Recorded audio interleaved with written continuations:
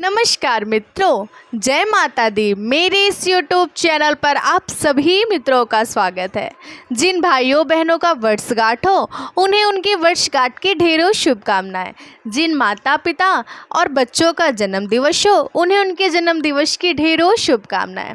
मेरे इस YouTube channel पर आप सभी को ऐसी अनेक कथाएं सुनने के लिए मेरे इस चैनल लोक ज्ञान कथा को लाइक, सब्सक्राइब और कमेंट करना ना भूलें। जय माता दी। आइए हम सभी लोग जानते हैं कि शिव जी पर कच्चा दूध और जल चढ़ाने की पौराणिक कथाएं क्यों हैं। आखिर क्यों शंकर जी पर जल चढ़ाया जाता है, क्यों श्रावण मास में ही अधिकतर कांवरिया लोग कांवड़ लेने जाते हैं, हम इस कथा के माध्यम से जानते हैं। ग्रंथों के अनुसार भगवान भोलेनाथ की पूजा में खास तौर उपयोग में लाए जाने वाला शिवलिंग एक विशेष प्रकार का पत्थर होता है और इसे क्षरक्षण से बचाने के लिए इस पर दूध, शहद और घी जैसी चिकनाई वाले ठंडे पदार्थ अर्पित किए जाते हैं। इसलिए शिवलिंग पर दूध, जल, घी, दही, शहद आदि सामग्री चढ़ाकर घिसने से बचाया जाता है।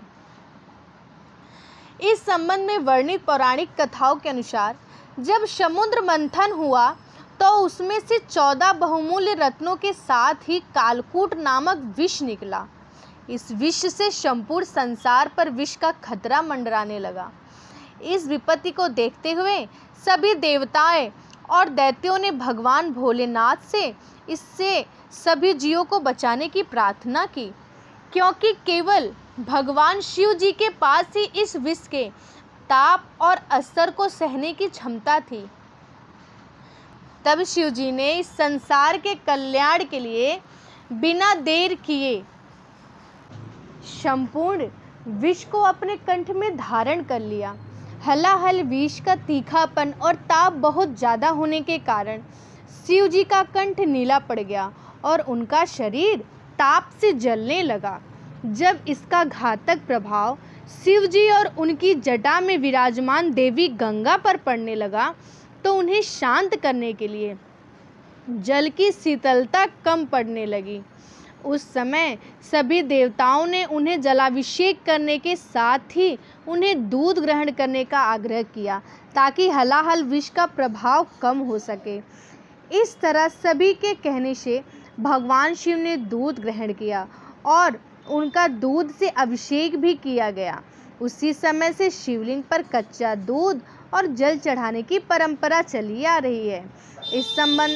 इस संबंध में यह भी कहा जाता है कि शिव जी को दूध प्रिय है, अतः सावन के महीने में तथा हर सोमवार को दूध तथा जल से स्नान कराने पर मनुष्य की सारी मनोकामना पूर्ण होती हैं। ऐसा वरदान स्वयं शिव जी ने अपने भक्तों को देते हुए कहा है।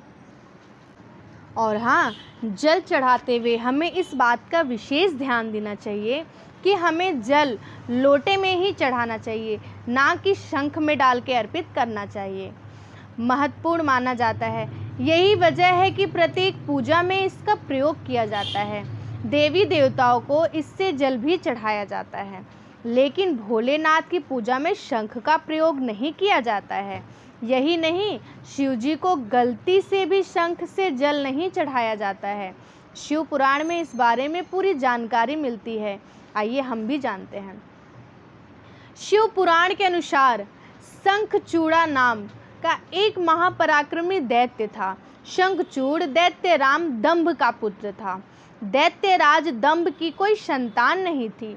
तब उसने संतान प्राप्ति के लिए भगवान विष्णु की कठिन तपस्या की। तब से प्रसन्न होकर विष्णु भगवान प्रकट हुए। उन्होंने दंभ से वर मांगने के लिए कहा। तब दंभ ने तीनों लोकों के लिए अजय महापराक्रमी पुत्र का वर मांगा। श्री हरि तथास्तु कह के अंतर्ध्यान हो गए। इसके बाद दंभ के यहाँ एक पुत्र का जन्म हुआ जिसका नाम शंखचूड़ पड़ा।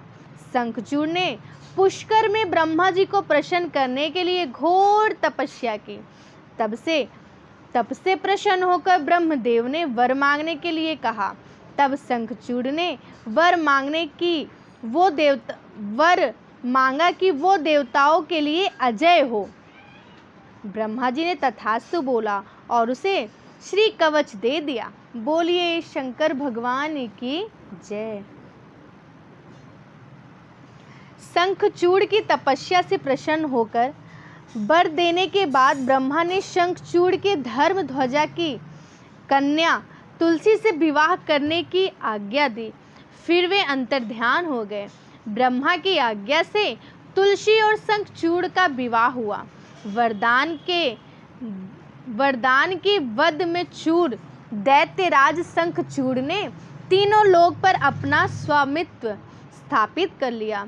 देवताओं ने त्रस्त होकर श्री हरि से मदद मांगी, लेकिन उन्होंने खुद दंभ को ऐसे पुत्र का वरदान दिया था, इसलिए उन्होंने भोले शंकर से प्रार्थना की। तब शिव ने देवताओं के दुख दूर करने का निश्चय किया और वे जल दिए। परंतु श्री कृष्ण कवच और तुलसी के पतिव्रत धर्म की वजह से शिव जी भी उसका वध करने में असफल नहीं हो पा रहे थे। तब विष्णु ने ब्रह्मा रूप धारण करके दैत्यराज से उसका श्री कवच दान में ले लिया। इसके बाद शंखचूड़ का रूप धारण कर तुलसी की शील का हरण कर लिया। अब शिव ने शंखचूड़ को अपने त्रिशूल से भस्म कर दिया।